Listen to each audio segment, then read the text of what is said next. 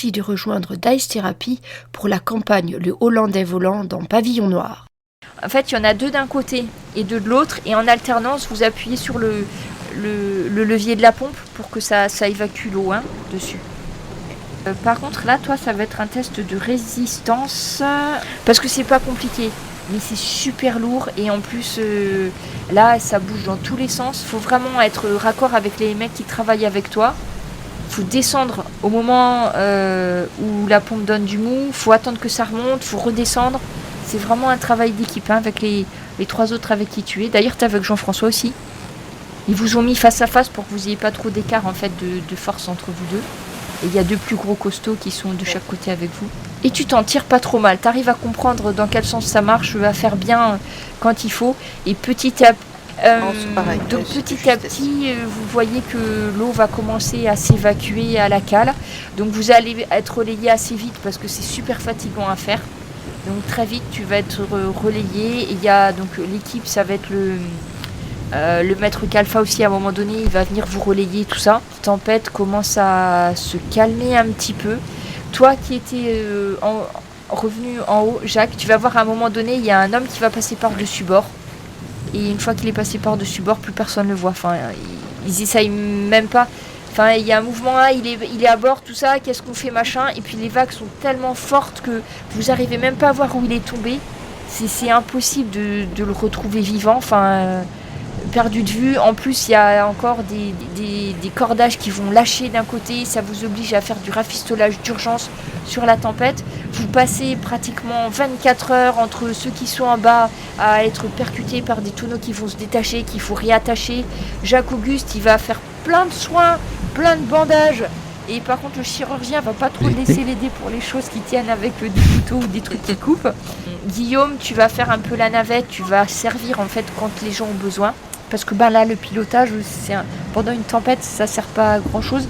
Faut vérifier l'hydrographie et les courants et tout ça, mais t'es pas assez. Bastien, il peut pas prendre le temps de te l'expliquer. Donc au début, il va essayer, mais c'est vraiment trop compliqué. Tu vois même lui qui a quand même beaucoup de sang-froid. Tu vois qu'il a les dents serrées et tout, ils sont super concentrés. Le second, pareil. La tempête va finir par se calmer.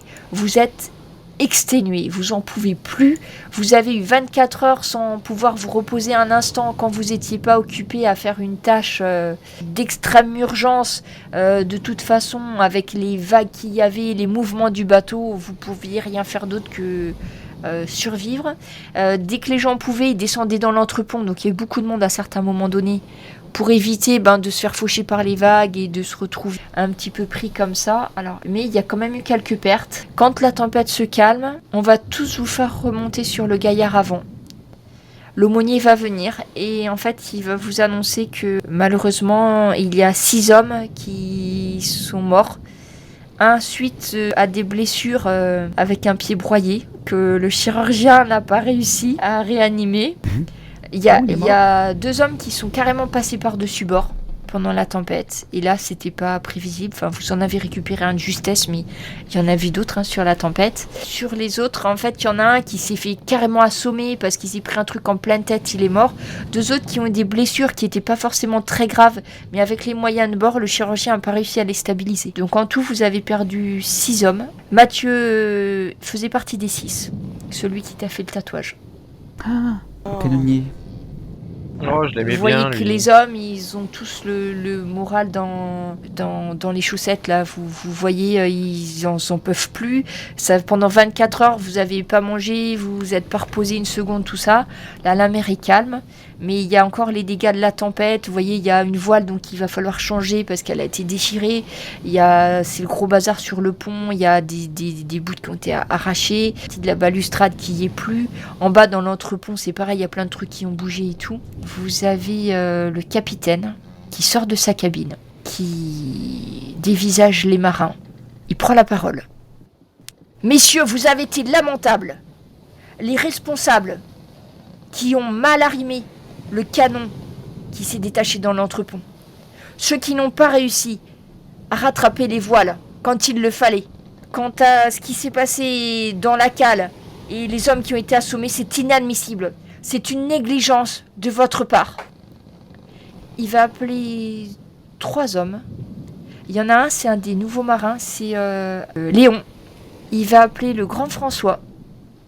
Et il va appeler un autre que vous n'avez pas spécialement fréquenté, un certain Loïc. Il les désigne du doigt. Vous, c'est à cause de votre inaptitude que nous avons perdu des hommes.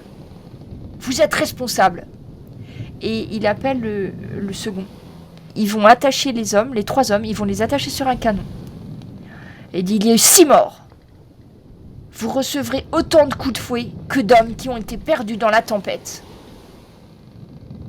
Et vous voyez qu'ils vont les fouetter.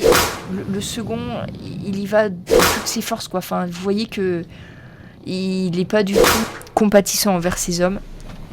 Les 6 hommes vont prendre des coups, mais vous voyez leur chair qui se déchire, qui saigne. En plus, les coups de fouet vont s'entrecroiser dessus. Ils hurlent de douleur. Au bout du 4e coup, ils perdent conscience. Et on va leur infliger quand même les 2 autres coups. Une fois que c'est fait, le capitaine va rentrer dans sa cabine, le second aussi. Vous avez quelques sous-officiers, dont Bastien, qui regarde un petit peu, qui hésite, puis bon, qui repart. Le quartier-maître Silas va venir, il va ordonner l'ordre de détacher les hommes qui sont attachés sur les canons, de les faire porter dans la cabine du chirurgien. Donc il faut 2 personnes pour porter les hommes, parce qu'ils sont évanouis, et il les descend. Vous restez entre marins, au niveau du gaillard avant. Vous voyez, les marins sont interloqués, ils se regardent entre eux, ils n'arrivent pas à croire ce qu'ils ont vu. Ils sont crevés, en plus on vient de leur faire une démonstration de force, ils s'y attendaient pas. Ils ont encore leurs camarades qui viennent juste de mourir, on n'a même pas fait de cérémonie pour eux ni rien. Vous voyez, ils sont tous l'air hagard, ils se regardent. Il y a Bastien qui ressort de la cabine du capitaine, vous voyez, qui descend dans l'entrepont. Quelque temps après, vous voyez le coq qui remonte. Il remonte avec un petit tonnet de rhum. Il donne à chacun une demi-dose de rhum à chacun des marins. Jacques Auguste, tu es appelé pour aider le chirurgien. Donc pendant que les autres profitent de leur rhum, va aider le chirurgien. Fais-moi tes premiers soins. Bah déjà, je fais pas le fier parce que y en a un qui s'est pris des coups à ma place, vu que je suis responsable et je sais, moi, de la mort de quelqu'un. Donc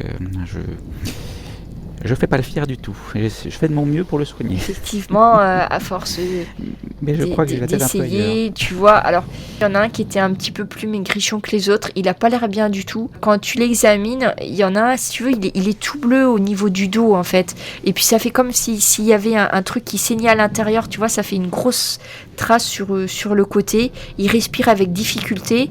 Les autres, c'est quand même des gaillards assez costauds. Donc, ouais, ils ont de bonnes cicatrices. Ils vont avoir super mal pendant un moment. S'ils ont les soins appropriés, ils devraient garder que des cicatrices. Donc sur les 3, il y en a un qui est vraiment pas bien, et les 2 autres, tu penses que ça va aller. Je m'occupe particulièrement de lui, il ne s'agirait pas qu'il trépasse à ma place. Donc toi, tu restes là. Les autres qui sont sur le pont, donc on vous a donné un petit peu de rhum. Alors moi je partage le rhum avec les hommes et je fais part assez facilement, même assez librement de ma colère par rapport à la réaction du capitaine en disant que voilà, que c'est pas normal qu'il agisse comme ça, qu'on a tous payé le prix du sang et qu'ils viennent rajouter là-dessus. Je trouve ça vraiment révoltant et des mots assez durs en fait par tu rapport vas à ce qu'il trouver a des fait. échos parmi les hommes de l'équipage. Ouais. Tu vas en avoir pas mal qui vont venir et dire t'as le vieil Evan par exemple qui dit enfin, ça arrive quoi, c'est la mer, il y a des morts, enfin, oui, il y a peut-être eu un cordage mal accroché quelque part, mais ça arrive, hein, quand il y a une tempête, on le sait, c'est le risque de la mer, des hommes qui passent à la mer, ça arrive, c'est ça la vie de marin et tout, et puis qui renchiraient un petit peu là-dessus. Quand vous êtes en train de discuter, vous n'êtes pas les seuls, vous voyez que les hommes, ils en peuvent plus, ils commencent à râler. Il y a Bastien qui va remonter, il va pas trop oser se mettre avec les hommes quand même, mais d'un autre côté, ils redescendent pas dans la cabine du capitaine, Vous voyez qu'il est très très mal à l'aise. Donc vous êtes en train de boire un petit peu le rhum. Et puis, alors toi, t'es pas trop déjà content du capitaine. Mais tu vois qu'il y a les autres aussi, tous ceux de votre bordée avec qui vous discutez plus parce que vous êtes avec eux. Ils ont tous le sentiment d'avoir été trahis par le capitaine, que c'est pas comme ça. Enfin, c'est pas juste, ils sont morts. Et puis voilà, on leur a même pas fait l'adieu parce qu'il y a une espèce de petit rituel avec l'aumônier et tout ça. Et les autres, ils sont fouettés alors que bon, ils ont fait leur boulot aussi bien que nous, etc. Le capitaine ressort de la cabine. Il vous voit en train de boire du rhum. Il devient rouge, puis rouge vif. Il arrache le gobelet de rhum du premier homme qu'il a en face de lui. Il le jette à terre. Il dit « Qui vous a permis de boire maintenant ?» Il vous fixe. Voyant que personne ne prend la parole, il va se diriger vers Bastien et qui dit « Est-ce que c'est vous qui avez encore outrepassé mes ordres ?» Vous voyez Bastien qui va se mettre du côté de l'équipage, donc il vient de votre côté à vous, et qui disent oui monsieur, j'ai décidé qu'une ration de rhum pour remonter le moral des troupes était nécessaire après ces événements. » Vous voyez, le capitaine va l'empoigner, et vous savez que ça se fait pas hein, quand même entre officiers, il va l'empoigner par les revers de la veste, il va le jeter au sol, il le pointe du doigt et dire « Vous essayez de passer outre mes ordres. Vous serez suspendu de solde pendant 3 jours et dites bien aux coqs et aux cambusiers qui vous ont permis d'accéder à la réserve de rhum que ça sera 6 jours pour eux. » Il repart en claquant la cabine. Donc là, vous voyez que déjà, les hommes n'étaient pas très contents, mais vous voyez que là, ils sont vraiment... Donc, tu as des gens qui viennent discuter avec Jack, qui disent « Ouais, mais t'avais raison, enfin, c'est n'importe quoi, regarde. » Et puis Bastien, il vient de votre côté maintenant, et il essaye de calmer, il dit « Mais écoutez, après la tempête, bon, le capitaine a peut-être... il s'est peut-être pas trop bien géré, tout ça, mais ne vous en faites pas, tout va aller bien, les hommes... nous allons reprendre tout ça. » Et puis tu vois qu'il essaye, Jack, de calmer les esprits. Il dit pas de mal du capitaine, mais d'un autre côté il va commencer à dire sur d'autres bateaux où j'ai été, quand ça se passait avec un problème avec le capitaine, ça nous arrivait de devoir le démettre. J'espère que nous n'en arriverons pas là, mais il s'avance pas plus, tu vois. Il va rester comme ça. Mais tu l'entends dire ça, il va le dire à côté de toi. Puis tu vas le voir se diriger un petit peu vers un autre groupe. Et puis ça va être un petit peu la même chose. Et tu vas voir ça. Pendant ce temps, dans l'entrepont, sous-sol Jacques-Auguste, il y a un des 3 hommes qui va décidément pas bien. Oui. Alors je m'en occupe. Tu vois, il y en a un. Bon, les 2 autres, ils vont reprendre conscience. Ils pourront pas s'appuyer sur le dos pendant quelques temps. Mais par contre, il y en a un, il va commencer à vomir du sang. Il va commencer à avoir des frissons, à être pas bien. Et quelques heures après, il va mourir. C'est un des nouveaux hommes d'équipage qui avait été embarqué. Ah oui, bien que je l'ai surveillé, que j'ai appelé Alphonse dès que j'ai il y en a 2 qui problème, sont sauvés, mais l'autre, même le chirurgien, il te regarde et il dit les reins ont éclaté, on peut plus rien faire. Voilà, les bras m'en tombent parce que ma lâcheté qui m'a pas fait me dénoncer moi-même face au capitaine me condamne sur place, et je reste à bougonner ça dans ma tête un long moment. De toute façon, petit à petit, donc les cars vont reprendre avec la cloche qui va rythmer vos sessions. L'ambiance est clairement pas bonne. Les marins râlent quand on leur donne un ordre qui vient de plus haut et que c'est quelque chose d'un peu contraignant. Par exemple, il va falloir aller raccommoder une voile, tout ça. Enfin, tous les trucs qui sont un peu longs et fastidieux à faire, ça râle tout le temps. Vous voyez les marins, dès qu'on leur donne un ordre, ils vont commencer à le faire, mais vous voyez vraiment qu'ils y mettent pas du leur. Pendant la journée, là, ça va être une ambiance très très lourde sur vous tous, même si vous faites votre boulot comme vous pouvez dessus. Eric, par contre, on va te dispenser de vigie, par contre. Donc on va te dire, c'est le chirurgien qui peut dire ça. Il va te dire, bon ben, tu restes sur le pont, tu peux rester, mais tu remontes pas, t'attends quelques jours. Et t'es en blessure quoi ? Grave. Alors je regarde. Non, t'es sérieux en fait, ça va. C'est moins grave que le sérieux, c'est moins grave que le grave. Bref. Ah, ça va alors. Ça va, tout va bien. Moi, si j'ai un moment, je vais aller voir Bastien pour lui parler, notamment pour voir un petit peu, pour lui dire que je trouvais pas ça normal la façon dont il traitait les hommes après ce qu'ils avaient vécu, et que voilà, faut pas que s'il voulait pas se mettre tout le monde à dos, faut qu'il arrête ce genre de comportement, parce que on n'est pas du tout d'accord avec ce qu'il a fait là sur le pont. C'est pas du tout normal, quoi. Donc je fais attention aux mots que j'utilise, mais voilà, je lui fais bien comprendre que voilà, ça me convient pas du tout. Après, Bastien, il va te répondre à un moment où vous êtes tous les deux tout seuls. Hein. Il va s'arranger pour qu'il n'y ait pas d'écoute. Il va te dire, écoute mon gars, moi le bateau dans lequel j'étais avant, si tu veux, c'était pas un bateau très régulier où j'étais dans les Antilles. J'ai déjà un petit peu d'expérience, on va dire, tu sais, plutôt sur des corsaires, tout ça. C'était plutôt sur ce genre de bateau que j'étais. Et c'est clair que ce capitaine-là, sur un bateau comme ça, il ferait pas long feu. Le problème, c'est qu'on est sur un bateau marchand.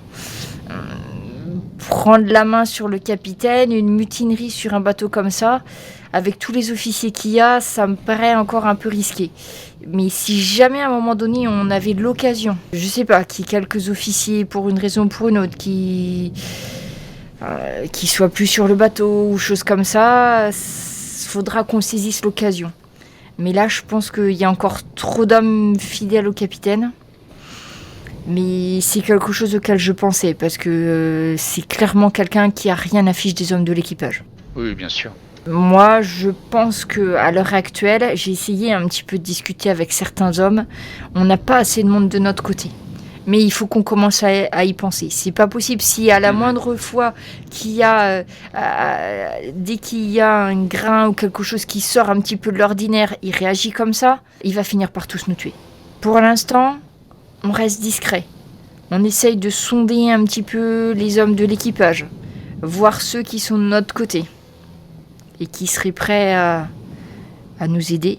Et quand on est sûr qu'il y en a plus qui nous aident, que dès qu'ils nous mettent des bâtons dans les roues, on en profitera. Mais là, il faut quand même se méfier. Il y a beaucoup de gens encore qui ne sont pas encore prêts à passer outre des années d'obéissance et de choses comme ça. Il faut qu'on soit prudent, mais on peut commencer à en parler. Mais il faut rester prudent quand même.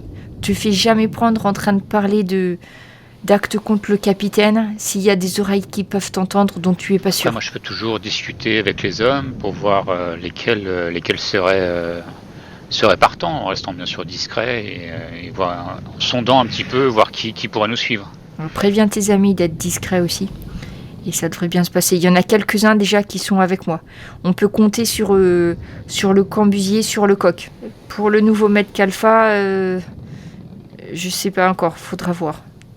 Le vieil Evan, il devrait être avec nous aussi, et il y a beaucoup de gens qui sont derrière lui. Mais il faut qu'on reste prudent encore. Pour l'instant, tu sais, avec un capitaine comme ça, qui a été dans un bateau de guerre, à la moindre suspicion, on finit pendu au mât. Donc il faut vraiment être prudent. Oui, c'est ce que je crains. Et, là, c'est la goutte d'eau vraiment qui a fait déborder le vase. Il est bien parti pour. Je pense qu'on va le laisser faire un petit peu, et ça nous aidera. S'il y a d'autres solutions comme ça, s'il nous fait 2-3 coups comme ça, il y a de fortes chances qu'on n'ait pas beaucoup de mal à retourner l'équipage pour se mettre avec tout. Oui, mais s'il continue ses exploits comme ce matin, il va se mettre tout le monde à dos. Et aller là où on veut. J'ai déjà un peu d'expérience de ce genre de choses. Bien. Mais en tout cas, pour l'instant, il faut rester discret, mais on peut commencer, je pense, à discuter un petit peu avec les hommes et savoir ce qu'il en est. Voilà, ce que je pensais, c'est pour ça que je voulais me signaler à toi, parce que je me suis douté que ça t'intéresserait. Voilà. Donc votre entrevue s'est faite dans l'entrepont, près du sabord qui peut ouvrir et fermer, là où vous avez fait votre petite échappée là.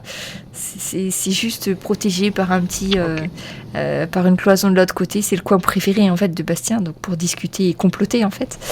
Donc personne ne vous a vu. Une autre conséquence de la tempête, c'est que vous vous apercevez que vous êtes tout seul. Il n'y a plus l'escorte. Vous avez perdu tous les bateaux qui étaient avec vous. Vous êtes plus que tout seul. Il n'y a plus les bateaux de guerre, plus les autres bateaux marchands. Ah mais quand même. Après, sur une tempête violente comme ça, c'est très difficile de rester groupé. Hein. Oui, tout à fait. Donc, il y a des moyens de se retrouver. Alors- Généralement, on a le même trajet, je présume, non?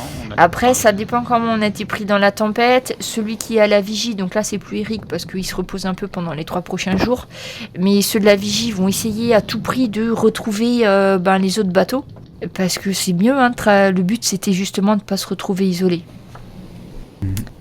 Il n'y a pas des points de passage obligatoires Après, je vais dire, l'océan Checkpoint. est vaste et non, en fait, sur la partie vraiment océan, les points c'est l'arrivée, le départ et l'arrivée, mais au milieu il n'y a que de l'eau. Enfin, c'est vraiment, ça reste toujours quelque chose d'un petit peu périlleux, hein, passer sur ce genre de choses. Donc, vous savez, en principe, si tout va bien, vous devriez être rendu d'ici peut-être une quinzaine de jours. Vous devriez toucher terre d'ici 15 jours si tout se passe bien.